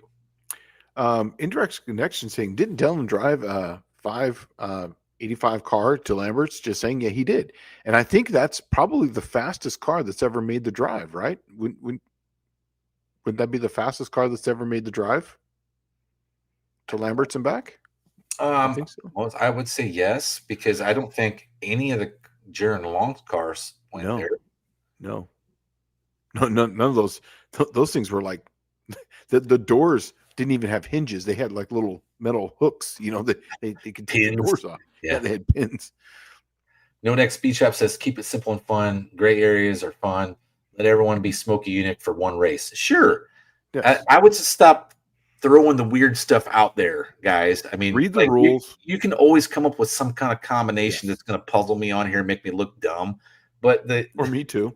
Yeah, it's the idea was not to puzzle me on live for 2 hours and make me scratch my head. The idea was all-inclusive, fun, and enjoyable. You could do it on a cost-effective, regular guy budget. You didn't have to be freaking John Force to jump into this thing. Matter of fact, you could be no-name anybody, just like at no-name nationals, right? And come and run this thing. Yeah, take your sticks out of the trunk, bolt them on, and go whack whoever you want. And whatever car you had, that was the whole idea of this, is that most people have a car in their possession that fits within these rules that they're bringing there, or they have access to something like that, or they have it in the backyard that they just didn't get running, or they whatever. People I've watched a lot of the guys that have like, the 1,000, last year subscribers, and a lot of these guys, I was looking in the background when we were talking about this Triple Crown, and looking at what these cars had, and they were in the backyard. The exact cars that would fit in this, they're all in their backyard sitting under weeds, and I'm like, man, this would be bitching for everyone because they have these. And look, if this does well, and I'm just going to tell you this now, Shane and I already talked about it, but if this does well, let's say this 9 pound per cubic inch class does really well, we will expand it to include big blocks and really small cubic inch engines later down the road. That's why it's called the Triple Crown, like right. 3, right? 3. We say now it's based around 333 cubic inches at 3,000 pounds, but really it's 3 classes, 1 8 pounds per cubic inch, 1 9 pound per cubic inch, and 1 10 pound per cubic inch. Yeah. And we wanted to have 3 races also too with it, where eventually, not right now, but eventually there'd be 3 races, and then the No Name Nationals would be the final, but would be kind of a centrally located type of thing, like No Name Nationals is, but it's not going to be No Name National. It would just be a race for the Triple Crown if it gets big enough. Right now, it's just going to stay in the No Name Nationals right now. So Clayton's Toolbox says, I like how the rules are set. It's smart. Just hope they don't change. There won't be a lot of changes this year. The only thing we're going to do is probably refine things for the orphan class and make things set in stone. We'll revisit the fiberglass body panel stuff because, like I said, as long as all the body panels are there, it's weight to cubic inch. It really doesn't matter too much. Unfinished Project is asking inboard spring location on Dart. Okay. I don't know what that means. Is that moving the factory leaf springs? Yeah, it's moving the factory leaf springs. Now, on some cars, like on this car here, where they were completely rusted out, that's something we're going to have to visit because, you have to weld in new spring perches because they're completely rusted out. So that's what I had to do. So I don't know yet. We'll talk about that because that's what that does, Dallas, is that would basically be relocating the spring perches, and it wouldn't be the factory pickup points, but on some of those you have to re-weld them in. So Chrysler's like the rust in that area. Right now, as the rules stand, that's not okay. Yeah, that's not okay. Exactly. And here, Ron brings up a good point right here. NMCA True Street, 2008, Alsgo, New Jersey. Frank driving a Vinny 469 Camaro ran a 766 quarter mile simply to get a TS crown. Total payout for his win class was $100. So there are people out there who will spend a shit ton of money to win $100. It's fine. Yeah. I mean, is it smart? Probably not. And here, look at this. I have a 360 LA I'll give away. So perfect. That is a perfect setup, because if you say you have a Dart and you or a Barracuda and you didn't want to cut it all up, a 360 would be perfect. And you can go 30 to 40 over on that one and still be within the rules. That's the reason why I made it 368 cubic inches. So you could get a 360, go 30 or 40 over with it, and it would still be fine. You'd be at max weight, but with a Dart and you in it down the track, without cutting all the stuff up, that would be right there within the weight. Tall Garage asked Dallas what happened to the Easy 302. I still have it. Matter of fact, there was plans. There's been all kinds of plans about that engine. To be honest, it was supposed to go back to the dyno. I have parts to take it back to the dyno. I do think that still is going to happen. The guy I needed to talk to is already jetted. So I'm sure I'll find out. I'd like to take it back to the dyno this winter, even if I got to pay out of my pocket, because I have all the stuff, right? So, I mean, the first time I took it to the dyno, I paid out of my pocket. I don't see why the second time would be any different. But we'll see. Right now, I'm trying to recover from divorce debt. And if I can get some free dyno time, that would be great. Yeah. But yes, I still have it. I have parts to take it back to the dyno, and the idea was to squeeze 400 horse out of it without changing the cam. So Rapid Transit says that he has a roller 318 at home that he'll donate to someone for the class. So there you go. There's two people right there. Max Wedge, Dick Dastardly. Go check him out. He's got a 360 LA he'll give away. Here's a 318 roller for someone. They're Mopars, but those are two perfect setups. A 318, if you have a lighter car, like say an early A body, that would work. The 360 would be kind of like a 68, 69, 67 and up Dart. And that would work for whatever you want setup. So there you go. Go check them out. And they'll give it away. I guess you probably just have to go pick it up.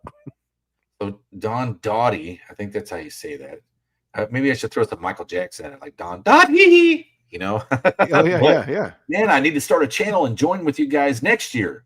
I'll still bring ice cream.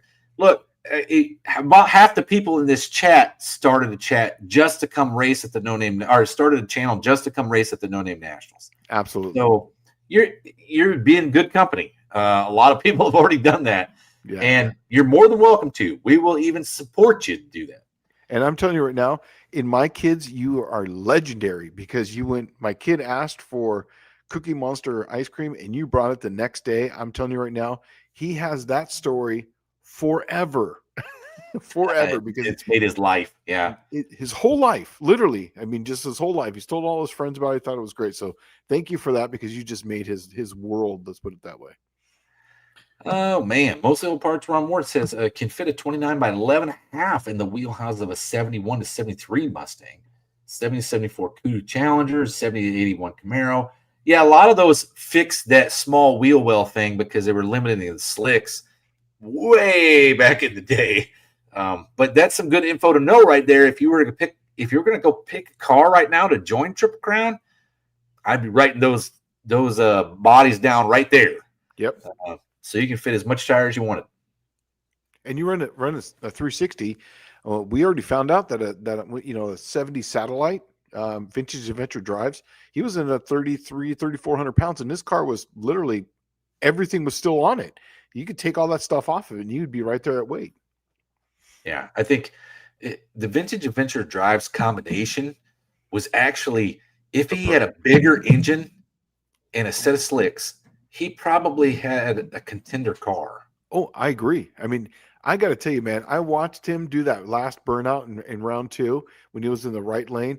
Man, that just sent goosebumps on me, and I laughed a little bit. It's cool. And then when they do the big burnouts. Oh, it was great, man. I just love that, because I was just like, that is so awesome. In fact, I watched it about 10 times on that video that I made.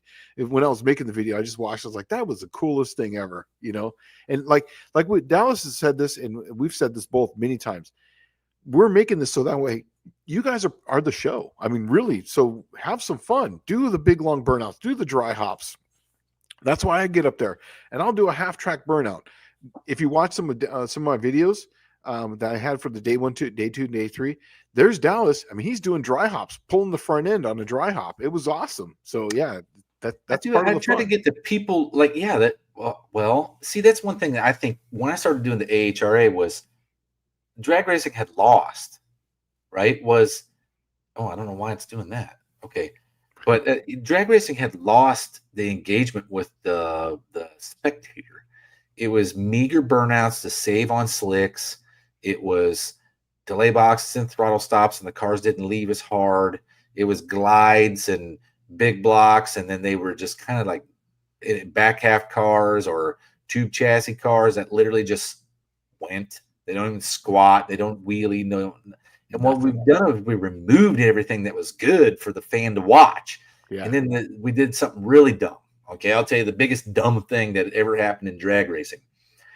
When we went bracket racing, where is the excitement? Zero. None. Well, no, I'm not going to say that. The excitement moved to the end of the track where it's an exact finish. Where's the stands? The opposite end. That's right. Right? No one can see what happened. It's so pointless for a spectator to watch that we've neutered it to where no one wants to watch it. The fun stuff used to be the cars. Like when you do bracket racing, they leave it staggered starts. That's the only way to make it fair. If you really truly wanted to do bracket racing for no-name nationals, the best way to do it is both of them leave at the same time and have a staggered finish. And then you put your breakout numbers up there. Yeah. Okay? That way nobody knows how to gauge, oh my God, do I let off the brake? Do I stay in it? No, they're going to keep it hammered. They're going to break out because they don't know where to go. They can't gauge the other car. And you can't back into someone. See, that's the one thing I've always hated about bracket racing is that if you were the faster car, like I was usually the faster car, because that when I was racing the Heritage Series, the 10.0 was the number for the hot rod class. So my car would I could run a 10.04, right? So like literally boom, boom, boom. So I would make sure my launch was good. I had a big long terminator button that had a 4-inch throw on it. I would just release it. It delayed it. I would launch, I'd go out, and as soon as I got in front of the guy, I would just let off the throttle and back into him.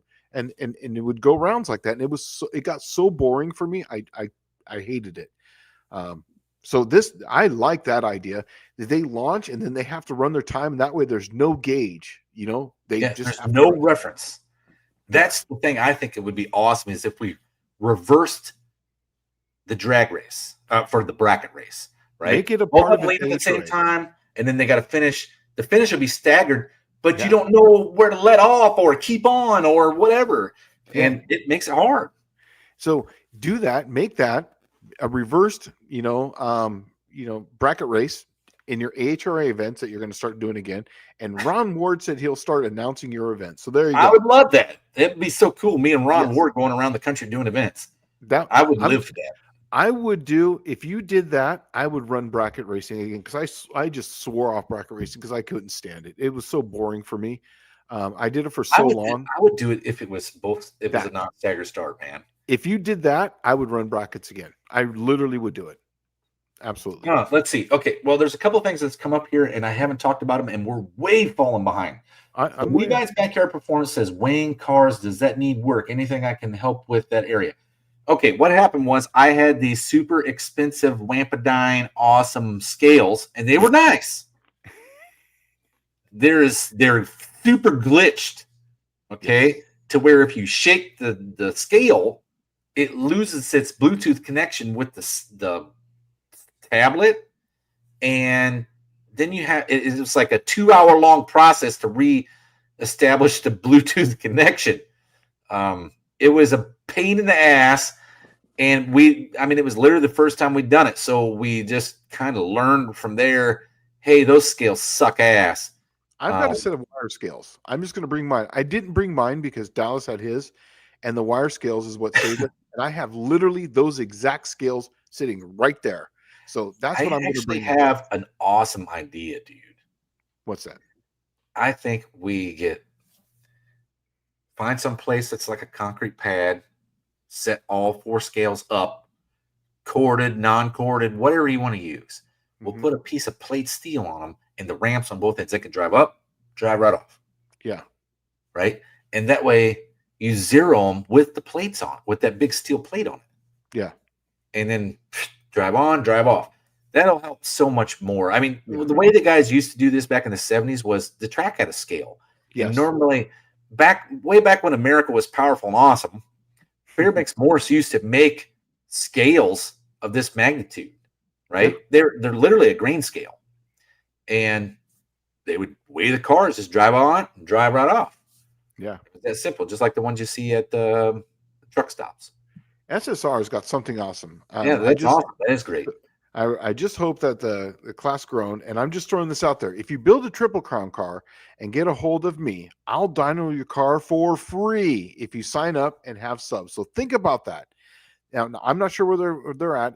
Well, I'll tell you, he Okay. is over in Paducah, Kentucky, which is literally the next town over from Sikeston, Missouri, on the Kentucky side, right? Kitchen. Yeah. So if you are a Triple Crown racer and you wanted to get it dynoed, you get a hold of Ryan Roberts at SSR Performance. And it went right the day before No Name Nationals or 2 days before, you could haul it in there, hook her up on the dyno, and then come on over to Sikeston with your brand new, printout or whatever it is. Hibby's saying that he will take that LA 360. So there you go. Get a hold of each other and get that thing going. Was that who had it? Dick Dastardly. Yeah, exactly. Ron's asking this. Shane, do you know of anyone who makes the main bearing spacers to put a 318 crank in a 360 block with a 40 over bore? Look, I used to have a set of those bearing spacers, and I don't know if they make them anymore. The last time I saw them for sale was Mancini Racing, and then I saw another one, Mazzolini Racing. So those were the last two I saw, but I don't know anymore, because that's what I would be telling people if I could find a place for those spacers. If I can find someone, I would say get a 360 block because it's already 40 over, and then put a 318 crank in it, because I've done that and it works awesome. And you could do a 30 over bore and then have a 318 crank. And look right down from that. Dizzy Izzy saying, I'll toss in a 340 crank and stock pistons and rods. Come and get them. There you go. So problem solved. There you go. Now you need your bearing spacers. Yeah, there you go. Well, the 340, crank and rods and stock pistons, because it'd be 40 over. So then you really can just throw it right into a 360. And that was exactly what I used to do. You know what? When we were talking about the 90 over 318, the 90 over 318 is a 4-inch bore 340 piston, right? Which they didn't make. I mean, it's 40,000 smaller than the factory bore. Yeah. But couldn't you actually just call these manufacturers and say, "Hey, I need a 4-inch bore 340 piston"? Yeah, I've had that before, because that's exactly how I did it. Is I would take a 318, go 90 over, it's a 4-inch bore, and then you could just call them up and they have it. They some of the places just have that for some of the stock racing classes. That's pretty cool. I did not know that. Yeah. Oh. Is there a trick for having a leaky rear main seal, early A-body small block? I remove the rope and tried a modern one. Still leaks. Do you guys remove tabs, trim them down? Okay, so what I do on those is what's that? Are those cars rope seal? Yes, they come factory rope seal.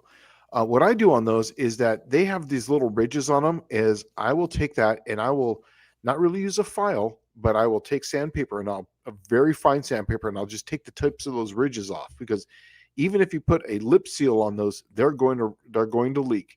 Also, too, what I do on those is I will put a little bit of the right stuff, very tiny bit, on the back of the seal, and I set it in there slightly crooked, so it's got about a quarter of an inch sticking up. And I put a dab on each side, and I put them on there. And I'm running a factory stock 360 rear main seal in the Cookie Monster, and it doesn't leak. And I do that pretty much all the time on those, and it works great. But the trick is you don't put a lot on there, because the seal is very small. And some of the aftermarket ones, Mancini Racing, I think they sell a seal that's just a little larger just for that reason. So that way it kind of smushes in there a little tighter just for that. Oh, well, Aunt D's up here saying I'm still way behind. Definitely like the reverse bracket idea. Yes, I do too. I do. You've told me that before. I liked it then. I even like it now. And that's the only way I'd run them. He goes, back in the day, my dad always played around before staging. Absolutely. You got to. Yeah, we started doing that, 2 years ago? I think so. Yeah. I think it was 2 years ago. It was like, I told Shane, I'm like, I'm doing a half track burnout. Or I told myself, I'm doing a burnout through the lights. So I did a burnout through the lights. And then he goes up for a run, does a half track burnout. Everybody was on their feet, like, yeah. It was awesome. I literally went to It doesn't matter if you got like a door car, a street car, or whatever. John Force used to do half track top fuel burnouts. It's the same effect. Mm-hmm. I mean, it's literally the same effect. Yeah, I actually did that when I was racing just Mopar Joe in 24. We went up there and I said, Joe, let's put on the show. I said, look, I'm telling you right now, I'm doing a half track burnout. At least go through the lights, do something fun, because I really don't care who wins or loses here. I just want to put on a bitchin' show. Everyone's watching us. So we get up there and I do a burnout. I literally went to the 330 mark. I just said, screw it. If you want to see the video, I think Two Hacks Garage, go look for it right around 2024. It's a short video of me just doing this burnout and me racing Joe. And it was actually really cool. Tall Garage says, did I hear that the DLC lifters are coming end of the month for Dodge?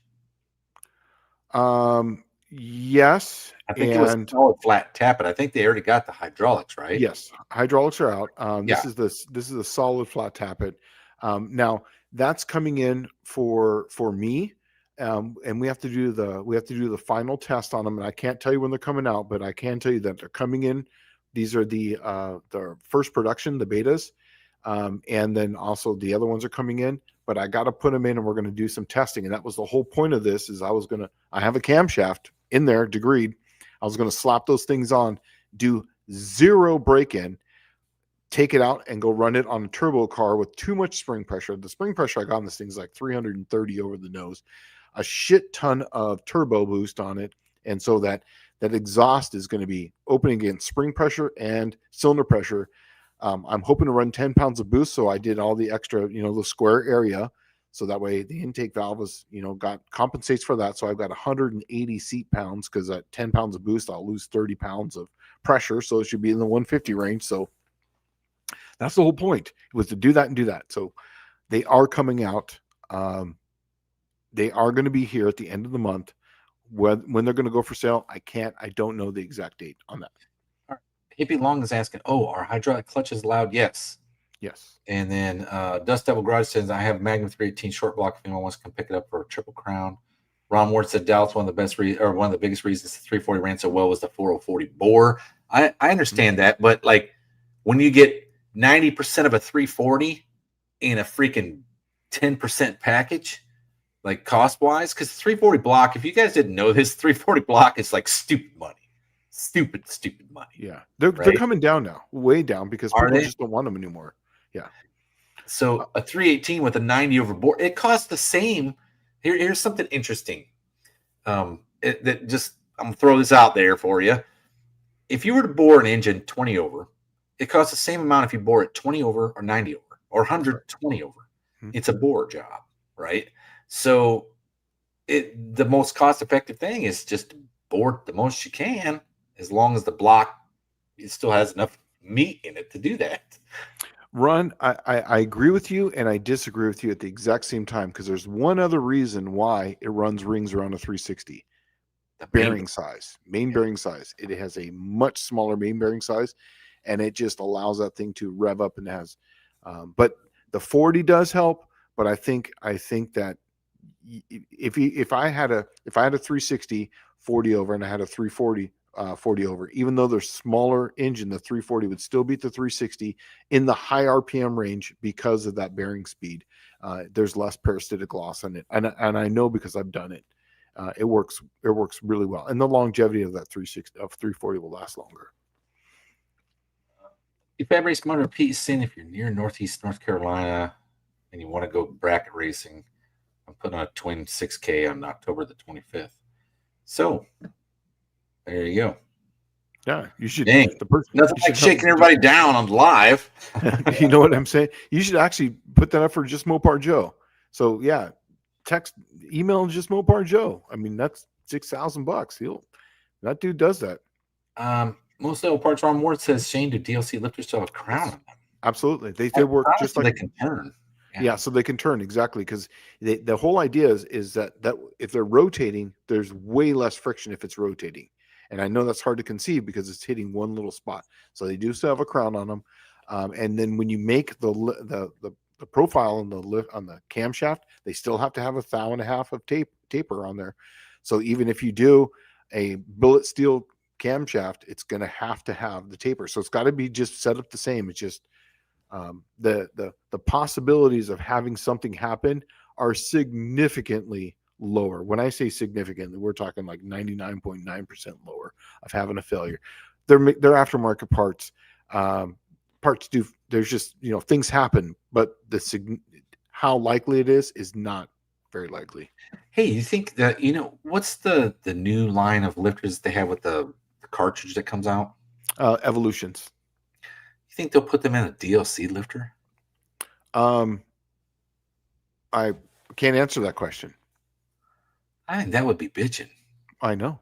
That would be really bitching, wouldn't it be? Yeah. Like, dude, that just dawned on me to where you could make a gajillion lifters with that same cartridge. Mm-hmm. If it fails, you take it apart, it's completely disassemblable, you buy a whole new cartridge from comp. I might or might not have fail, right? Then the DLC, the face never fails? Never fails. So I might or might not have something like that already running in a vehicle. Oh, dude, come on. I'm telling you, I'm just being honest with you, man. There might be a green car with a slant never 6. new. Someone's already figured it out. I'm telling you, there might be a green car outside that I've been driving all over the U.S. Might be. Who knows? Let's see. Michael Schmidt showed up. Hey, man, thanks for showing up, bud. Thank you. Yeah, he says down here at 848, he says boring and surfacing here in California costs different amounts depending on depth of cut. It does in California. Either way, for example, $250 to surface and $80,000 on flathead 6 crooks.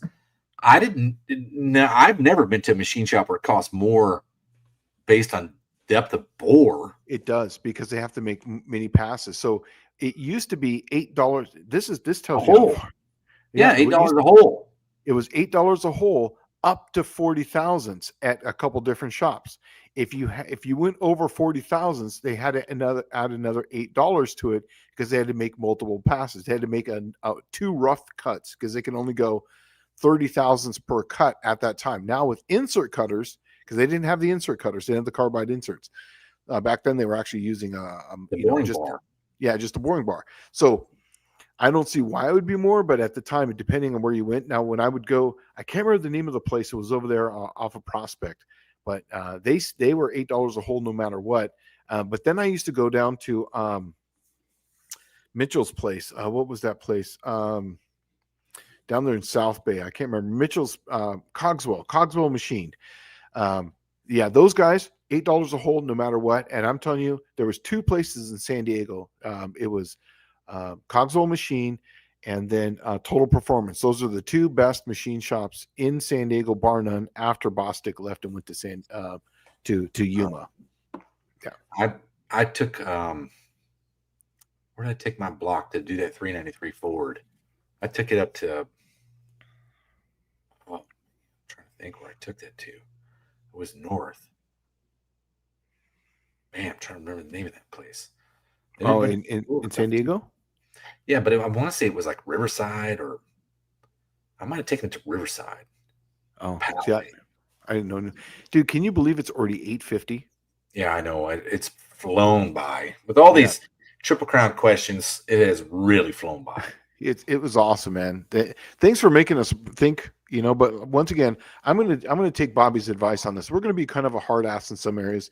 If we're gonna change anything, it's gonna accommodate more cars, but we're not gonna make it so that way that people can go faster. We would make changes for accommodating cars, and also to maybe maybe a drive. Not really sure about a drive. We're going to talk it over. We're going to take pros and cons. But as far as the orphan idea, I'm telling you right now, that is probably something that's 100% going to be in the rules, because we want more cars and we want to open it up to more people and have more variety. And we had 9 cars the first year. Think about that. What class have you ever seen that in like that came up from just 2 guys? Well, and it's also limited to just YouTubers, right? Yes. So I mean, that's a pretty good showing. Yeah, it is a very good show. Is there anything I missed Buick here? Smith says all shops around here bore for $12 per hole up to 60,000.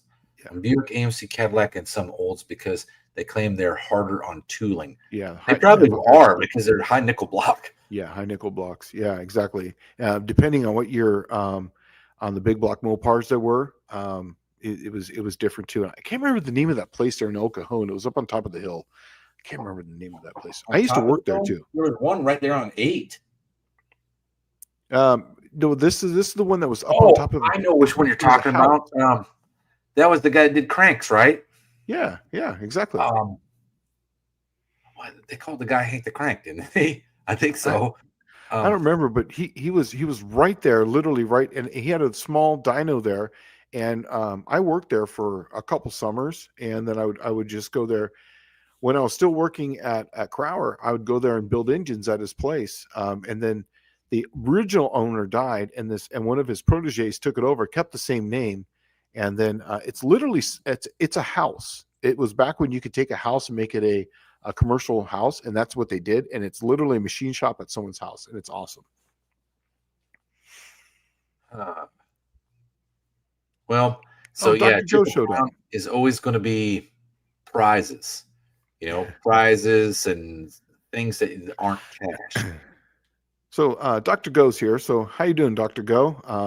My kid was talking about your car. He liked it. He thought that was cool.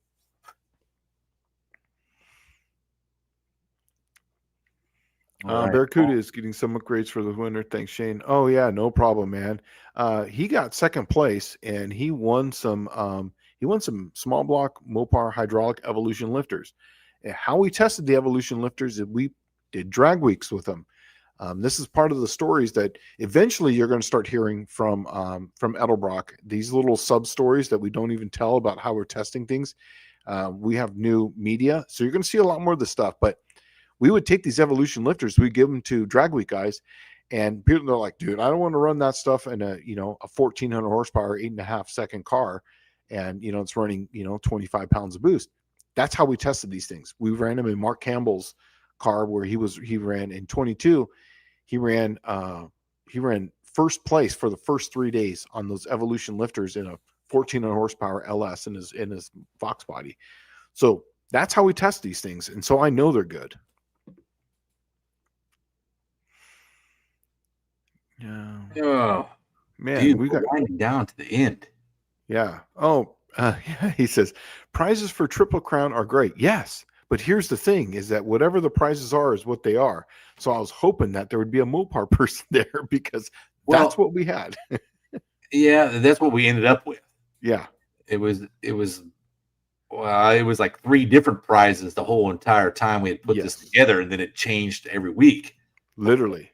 And then but I mean, it was beggars can't be choosers is really what we're getting at. But and those prizes changed literally the day before we left. Remember that?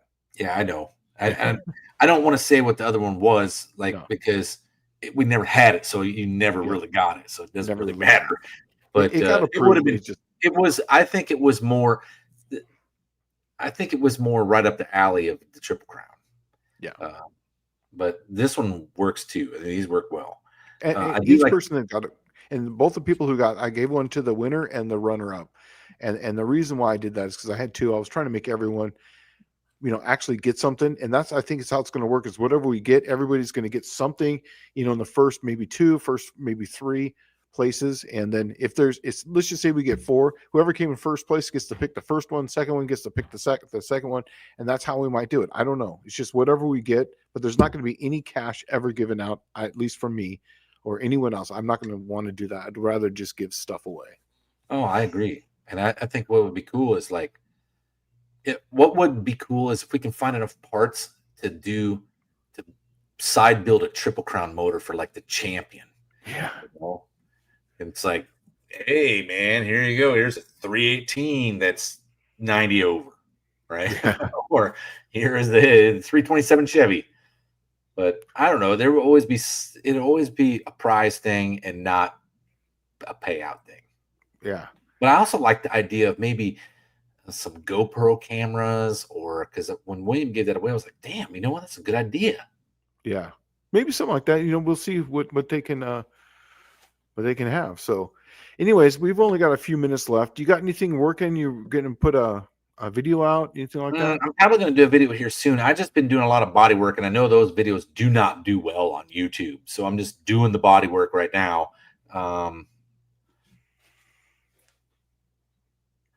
And yeah, I'm kind of surprised I was reading that. Like Ray was like, "What?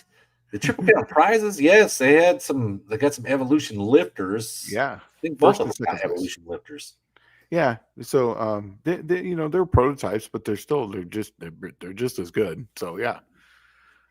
They got some really bitchin' Evolution lifters. So I kept that secret because I didn't want, I just wanted people to race, but that's what it was.